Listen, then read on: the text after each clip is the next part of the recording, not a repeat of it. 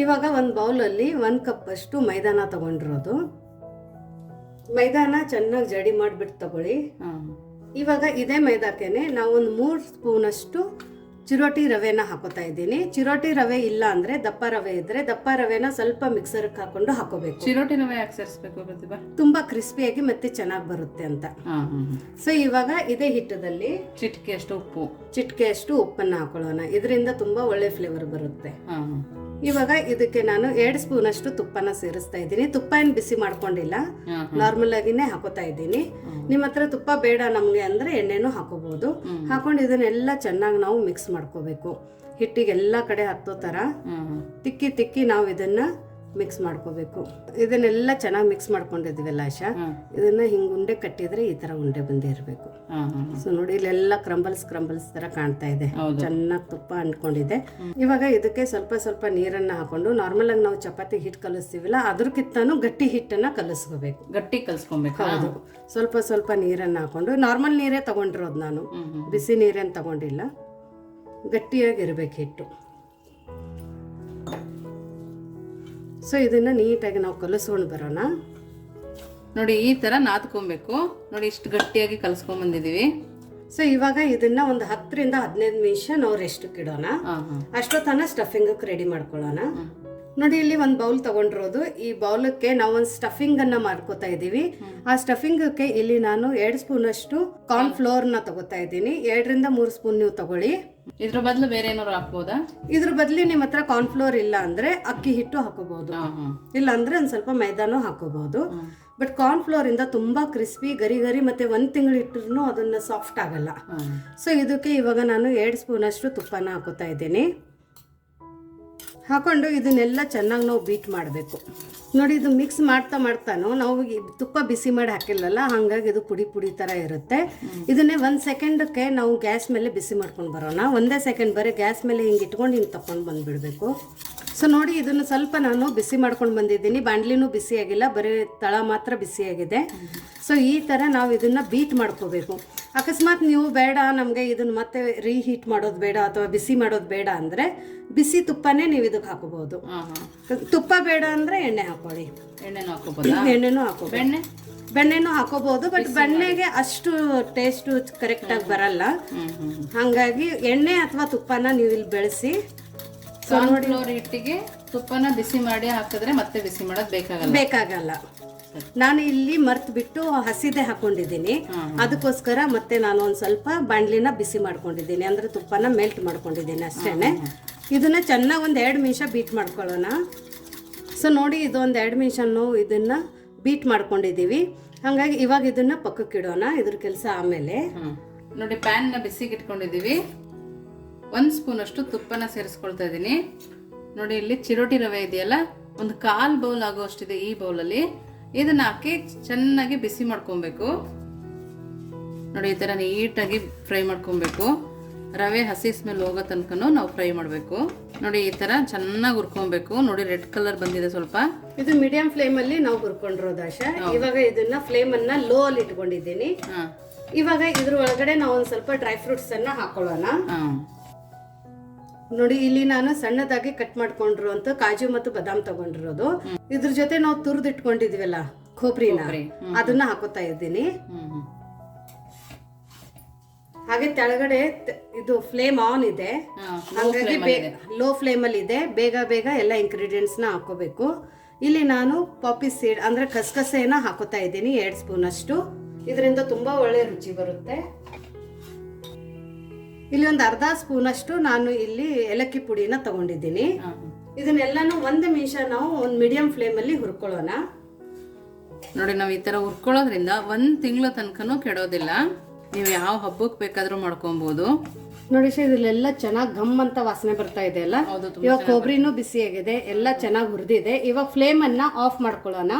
Flame ಅನ್ನ of ಮಾಡಿ ಇದು ಕಂಪ್ಲೀಟ್ ಆಗಿ ಕೋಲ್ಡ್ ಆಗೋಕೆ ನಾವು ಪಕ್ಕಕ್ಕೆ ಇಡೋಣ. ಸೊ ಇದು ಕೋಲ್ಡ್ ಆಗೋ ತನಕ ಇದು ಕಂಪ್ಲೀಟ್ ಆಗಿ ರೂಮ್ ಟೆಂಪರೇಚರ್ಗೆ ಬರಬೇಕು, ಬಿಸಿ ಇರಬಾರ್ದು. ಇದು ಇದೇ ಮೇನ್ ಟ್ರಿಕ್. ಮುಂದಿಂದು ನೆಕ್ಸ್ಟ್ ಸ್ಟೆಪ್ ಏನ್ ಮಾಡೋದು ಅಂತ ನೋಡ್ಕೊಳ್ಳೋಣ. ನೋಡಿ ಗರಿಯಾಗಿ ಬಂದಿದೆ. ಜಾಸ್ತಿ ಕೂಡ ಫ್ರೈ ಮಾಡಿಲ್ಲ, ಒಂದ್ 3 ರಿಂದ 4 ನಿಮಿಷ ಮಾಡಿದೀವಲ್ವಾ ಪ್ರತಿಭಾ? ಹೌದು, ಅಷ್ಟೇನೆ. ನೋಡಿ ಇವಾಗ ನೆಂದಿದೆ. ಇದಕ್ಕೆ ಒಂದು ಸ್ವಲ್ಪ ಎಣ್ಣೆ ಕೈನ ಹಚ್ಕೊಂಡು ಇನ್ನೊಂದು ಸರ್ತಿ ಮಿತ್ಕೊಳ್ಳೋಣ. ನೋಡೋಣ, ನಾವು ಅವಾಗ ಅಷ್ಟು ಗಟ್ಟಿ ಕಲಸಿಟ್ಟಿದ್ರು ಇದು ತುಂಬ ಕರೆಕ್ಟಾಗಿ ಇವಾಗ ನೆಂದಿದೆ. ನೋಡಿ ಎಷ್ಟು ಚೆನ್ನಾಗಿ ಕಾಣಿಸ್ತಾ ಇದೆ, ಸಾಫ್ಟಾಗಿ ಆಗಿದೆ ಅಲ್ಲ ಪ್ರತಿಭಾ? ಹೌದು, ತುಂಬ ಸಾಫ್ಟಾಗಿ ಆಗಿದೆ. ಇವಾಗ ಇದ್ರದ್ದು ಚಿಕ್ಕ ಚಿಕ್ಕದಾಗಿ ನಾವು ಉಂಡೆಗಳನ್ನ ಮಾಡ್ಕೊಳ್ಳೋಣ. ನೀವು ಚಪಾತಿಗೆ ಹೇ ಥರ ಹಿಟ್ಟು ತಗೋತಿರಲ್ಲ ಆ ಥರ ತಗೊಂಡು ಇದನ್ನ ಉಂಡೆಗಳನ್ನ ಮಾಡ್ಕೊಳ್ಳೋಣ. ಇವಾಗ ಇದೇ ಉಂಡೆನ ನಾವು ಒಂದು ಸ್ವಲ್ಪ ಮೈದಾ ಹಿಟ್ಟನ್ನು ಹಚ್ಕೊಂಡ್ಬಿಟ್ಟು ಲಟ್ಟಿಸ್ಕೊಳ್ಳೋಣ. ನೋಡಿ, ಒಂದು ಸ್ವಲ್ಪ ಮೈದಾ ಹಿಟ್ಟನ್ನು ಉದುರಿಸ್ಕೊತಾ ಇದ್ದೀನಿ. ಉದುರಿಸ್ಬಿಟ್ಟು ಇದನ್ನು ಚಪಾತಿ ಥರ ಹಾಕ್ಕೋಬೇಕು. ತುಂಬ ದಪ್ಪನೂ ಇರಬಾರ್ದು, ತುಂಬ ತಿಳುವು ಇರಬಾರ್ದು. ನಾರ್ಮಲಾಗಿ ನೀವು ಚಪಾತಿ ಹೆಂಗೆ ಅರಿತೀರಾ ಆ ಥರ ಇದನ್ನು ಹರ್ಕೊಳ್ಳೋಣ. ಸೊ ನೋಡಿ, ಇದನ್ನು ನಾನು ಚಪಾತಿ ಥರ ಹರ್ಕೊಂಡಿದ್ದೀನಿ. ನೋಡಿ, ಲೇಯರು ತುಂಬ ಥಿನ್ನಾಗಿದೆ, ತುಂಬ ದಪ್ಪನೂ ಇಲ್ಲ, ತುಂಬ ಸಣ್ಣನೂ ಇಲ್ಲ. ಸೊ ಈ ಥರ ಲಟ್ಟಿಸ್ಕೊಂಡಿರೋದು. ಯೂಶ್ವಲಿ ನೀವು ಪುರಿ ಲಟ್ಟಿಸ್ತಿರಲ್ಲ ಅದೇ ಥರ ಲಟ್ಟಿಸಿದ್ರು ಸಾಕು. ಸೊ ಇದೇ ಥರ ನಾನು ಎಲ್ಲ ಉಂಡೆಗಳನ್ನ ಲಟ್ಟಿಸ್ಕೊಂಡು ಬರ್ತೀನಿ. ಇವಾಗ ಇದಾಗಿರೋದನ್ನ ಏನೋ ಚಪಾತಿ ಲಟ್ಟಿಸ್ಕೊಂಡಿದ್ದೀವಲ್ಲ ಅದನ್ನ ಒಂದು ಪ್ಲೇಟಿಗೆ ಈ ಥರ ಹಾಕೊಂಡು ನಾವು ಪಕ್ಕಕ್ಕೆ ಇಡೋಣ. ಇದೇ ಥರ ಎಲ್ಲನೂ ಲಟ್ಟಿಸ್ಕೊಂಡು ಬರ್ತೀನಿ. ಸೊ ನೋಡಿ, ಇದನ್ನು ನಾನು ಅದೇ ಥರ ಮಾಡ್ಕೊಂಡು ಬಂದಿದ್ದೀನಿ. ಇವಾಗ ನಾನು ಇದೇ ಥರ ಇಲ್ಲಿ ಇಷ್ಟಕ್ಕೊಂದು ಚಪಾತಿನ ಲಟ್ಟಿಸ್ಕೊಂಡಿದ್ದೀನಿ. ನೋಡಿ, ಇವೆಲ್ಲ ಅದೇ ಥರ ಲಟ್ಟಿಸ್ಕೊಂಡು ಬಂದಿದ್ದೀನಿ. ಇವಾಗ ಇದನ್ನ ಒಂದು ತಗೊಂಡ್ಬಿಟ್ಟು ಈ ಥರ ಇವಾಗ ನಾವು ಸ್ಟಫಿಂಗ್ ಅಂತ ಏನು ಮಾಡ್ಕೊಂಡಿದ್ದೀವಲ್ಲ, ತುಪ್ಪ ಮತ್ತೆ ಮೈದಾ ಕಾರ್ನ್ಫ್ಲವರ್ದು ಬೀಟ್ ಮಾಡ್ಕೊಂಡಿರೋದು. ಮೈದಾ ಕೂಡ ಮಾಡ್ಕೋಬಹುದು ಅನ್ಸುತ್ತೆ ಇದೇ ತರ. ಹೌದು, ಮಾಡ್ಕೋಬಹುದು. ಸೊ ಇದನ್ನ ಒಂದ್ಸರ್ತಿ ಹಿಂಗೆ ಮಿಕ್ಸ್ ಮಾಡಿಬಿಟ್ಟು ಇದಕ್ಕೆ ಒಂದು ಸ್ವಲ್ಪ ನಾವು ಈ ಥರ ಹಚ್ಕೋತ ಹೋಗೋಣ.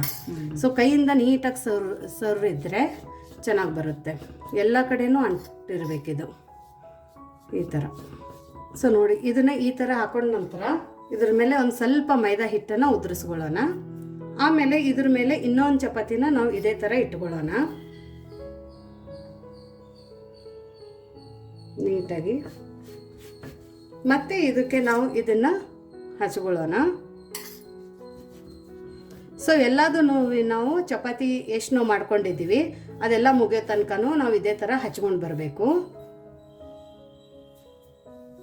ಸೊ ಇವಾಗ ಇದು ಲಾಸ್ಟ್ ಲೇಯರ್ ಇದೆ, ಬಟ್ ಲಾಸ್ಟ್ ಲೇಯರಿಗೂ ನಾವು ಹಚ್ಕೋಬೇಕು.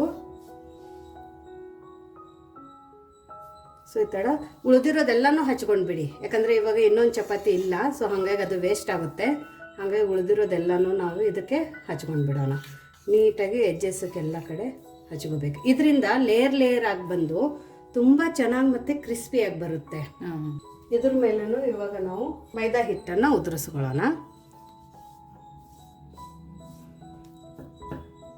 ಉದುರಿಸ್ಬಿಟ್ಟು ಇದಕ್ಕೆ ನಾವು ಸ್ವಲ್ಪ ಈ ಥರ ರೋಲನ್ನು ಮಾಡ್ಕೊಳ್ಳೋಣ. ಪ್ರೆಸ್ ಮಾಡಿ ರೋಲ್ ಮಾಡ್ಕೋಬೇಕಾ? ಹೌದು, ಸ್ವಲ್ಪ ಪ್ರೆಸ್ ಮಾಡ್ತಾ ರೋಲನ್ನು ಮಾಡ್ಕೊಳ್ಳೋಣ ಈ ಥರ.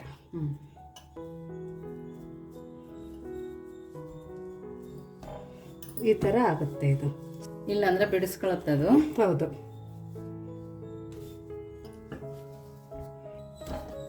ಸೊ ನೋಡಿ, ಇದನ್ನು ನಾವು ಒಂದು ಸ್ವಲ್ಪ ಪ್ರೆಸ್ ಮಾಡ್ತಾ ಈ ಥರ ಉದ್ದ ಮಾಡ್ಕೊಂಡು ಬಂದಿರೋದು. ಇವಾಗ ಇದನ್ನು ಮಧ್ಯದಿಂದ ಹಿಂಗೆ ಕಟ್ ಮಾಡ್ಕೊಳ್ಳೋಣ. ಕಟ್ ಮಾಡಿಕೊಂಡು ನಿಮಗೆ ಯಾವ ಥರ ಬೇಕು ಮತ್ತು ಯಾವ ಸೈಜಲ್ಲಿ ನೀವು ಮಾಡ್ತೀರಾ ಅಷ್ಟಷ್ಟು ನಾವು ಇದನ್ನು ಕಟ್ ಮಾಡ್ಕೋಬೇಕು. ಸೊ ನೋಡಿ, ಈ ಥರ ಎಷ್ಟು ಚೆನ್ನಾಗಿ ಲೇಯರ್ ಇಲ್ಲೇ ಕಾಣ್ತಾ ಇದೆ ನೋಡಿ. ಹೌದು. ಸೊ ಇದೇ ಥರ ನಾವು ಎಲ್ಲನೂ ಕಟ್ ಮಾಡ್ಕೊಳ್ಳೋಣ ಈ ಥರ.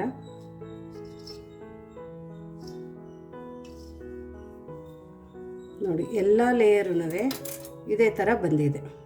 ನೋಡಿ ಎಷ್ಟು ಚೆನ್ನಾಗಿ ಕಾಣಿಸ್ತದೆ ಲೇಯರ್ಸು. ಸೊ ಇದೇ ಥರ ಎಲ್ಲ ಕಟ್ ಮಾಡ್ಕೊಂಡು ಬರೋಣ.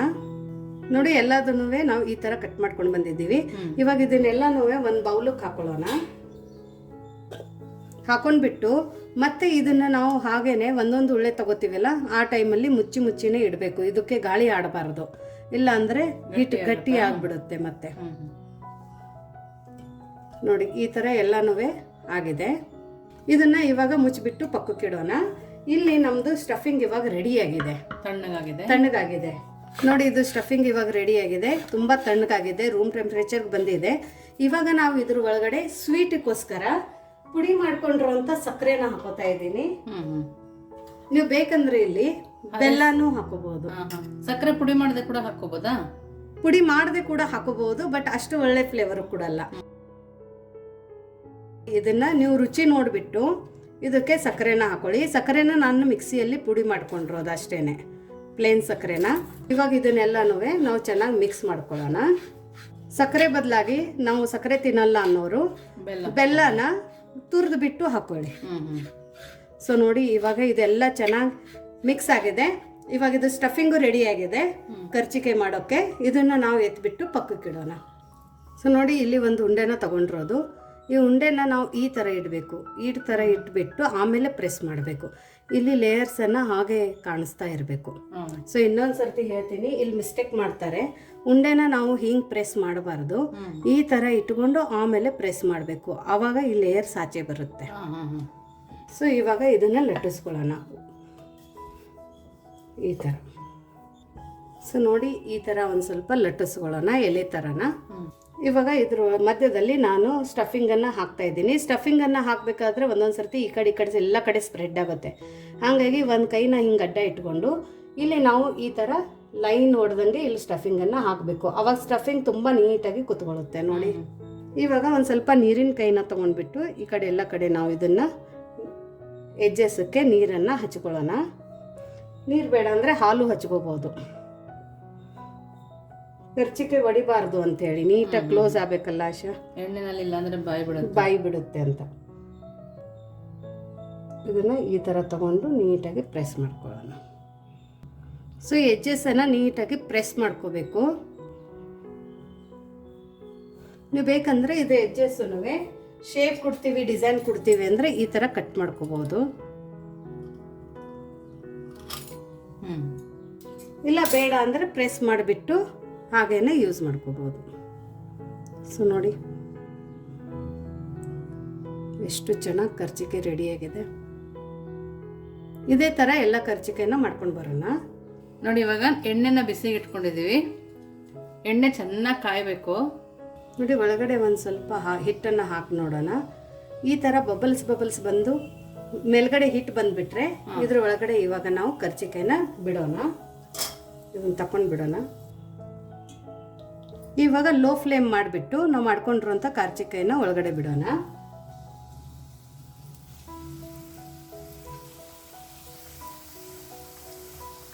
ನೋಡಿ ಒಮ್ಮೆ 3-4 ಕರ್ಚಿಕಾಯಿನ ನೀವು ಬಿಟ್ಕೋಬಹುದು. ಇವಾಗ ಮೀಡಿಯಂ ಫ್ಲೇಮಲ್ಲಿ ನಾವು ಇದು ಕರ್ಚಿಕಾಯಿನ ಕರ್ಕೊಳ್ಳೋಣ.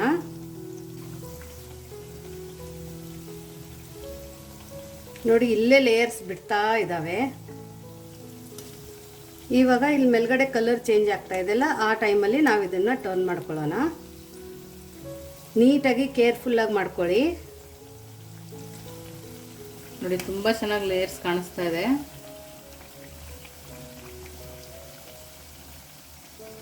ಚೆನ್ನಾಗಿ ಒಂಥರ ಸ್ವೀಟ್ ಪಫ್ ತಿಂದಂಗೆ ಅನ್ಸುತ್ತೆ ಕರ್ಚಿಕಾಯಿ, ಅಷ್ಟು ಚೆನ್ನಾಗಿ ಬಂದಿದೆ ಇದು.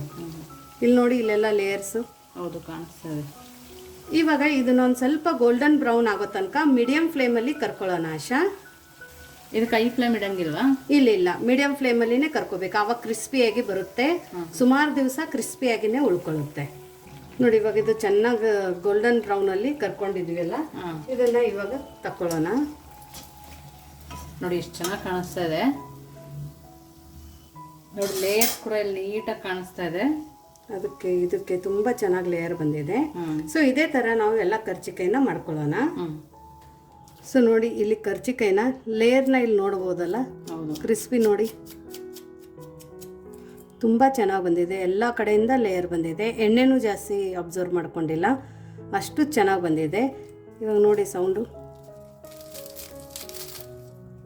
ವಾವ್. ಒಳಗಡೆ ನೋಡಿ ಎಷ್ಟು ಚೆನ್ನಾಗಿ ಲೇಯರ್ ಬಂದಿದೆ ನೋಡಿ. ಒಳಗಡೆ ಹೂರ್ಣ ಕೂಡ ನೋಡಿ ತುಂಬಾನೇ ಚೆನ್ನಾಗಿದೆ. ತುಂಬಾ ಚೆನ್ನಾಗಿ ಚಿರೋಟಿ ತಿಂತೀವಲ್ಲ ಆ ತರ ಲೇಯರ್ ಇದೆ. ತಿಂದ್ಬಿಟ್ಟು ನೋಡೋಣ ಹೇಗಾಗಿದೆ ಅಂತ ಆಶಾ. ಒಳಗಡೆ ಸ್ಟಫಿಂಗು, ಲೇಯರು ಎಷ್ಟು ಕ್ರಿಸ್ಪಿ ಆಗಿದೆ ನೋಡು. ತುಂಬಾನೇ ಟೇಸ್ಟಿ ಆಗಿದೆ, ತುಂಬ ಚೆನ್ನಾಗಾಗಿದೆ ನೋಡಿ. ಲೇಯರು ಎಷ್ಟು ಚೆನ್ನಾಗಿ ಲೇಯರ್ ಬರ್ತಾ ಇದೆ, ಅಷ್ಟು ಚೆನ್ನಾಗಿ ಲೇಯರ್ ತುಂಬಾನೇ ಕ್ರಿಸ್ಪಿ ನೋಡಿ, ಎಷ್ಟು ಚೆನ್ನಾಗಿ ಲೇಯರ್ ಬಂದಿದೆ. ಸೊ ನಿಮಗೆ ಈ ರೆಸಿಪಿ ಹೇಗೆ ಅನ್ನಿಸ್ತು ಅಂತ ವಿಶ್ಫುಲ್ ಅಡುಗೆ ಮನೆಯಲ್ಲಿ ಕಮೆಂಟ್ ಮೂಲಕ ತಿಳಿಸೋದನ್ನು ಮರಿಬೇಡಿ. ಇನ್ನೂ ನಮ್ಮ ಚಾನೆಲ್ನ ಲೈಕ್ ಮಾಡಿಲ್ಲ ಅಂದರೆ ಲೈಕ್ ಮಾಡಿ, ಜಾಸ್ತಿ ಶೇರ್ ಮಾಡಿ, ಕಮೆಂಟ್ ಮಾಡಿ ಹಾಗೂ ಸಬ್ಸ್ಕ್ರೈಬ್ ಮಾಡೋದನ್ನು ಮಾತ್ರ ಮರಿಬೇಡಿ. ಸಬ್ಸ್ಕ್ರೈಬ್ ಮಾಡಿ ವಿಶ್ಫುಲ್ ಅಡುಗೆ ಮನೆಗೆ. Thank you.